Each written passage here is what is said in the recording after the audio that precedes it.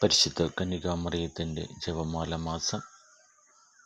വത്സലനാഥയായ പരിശുദ്ധ കന്യകാമറിയത്തോട് ഞാനും എനിക്കുള്ളവയെല്ലാം നിൻ്റേതാണ് എന്ന് പറഞ്ഞ് സമർപ്പണം നവീകരിക്കണം. സ്നേഹപൂർണയായ മാതാവിനോട് പ്രാർത്ഥിക്കണം.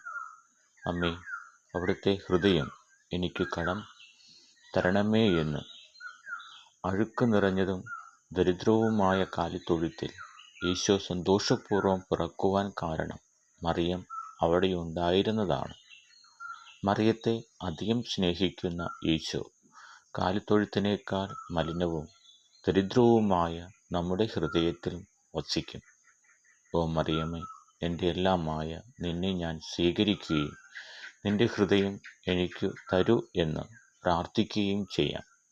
ലോകത്തിൻ്റെ പ്രവൃത്തികളെയും ലോകത്തെ തന്നെയും ഉപേക്ഷിക്കുവാൻ മറിയത്തിൻ്റെ മാധ്യസ്ഥം തേടാം. നമ്മുടെ പ്രാർത്ഥനകളും മറിയത്തോടുള്ള ഭക്താനുഷ്ഠാനങ്ങളും ആത്മജ്ഞാനത്തിനും നമ്മുടെ പാപത്തെക്കുറിച്ചുള്ള പശ്ചാത്താപത്തിനുമായി നാം ഉപയോഗിക്കണം. പരിശുദ്ധ കന്യകാമറിയം നമ്മുടെ രാജ്ഞിയും മധ്യസ്ഥയുമാണ്, നമ്മുടെ അമ്മയും നാഥയും.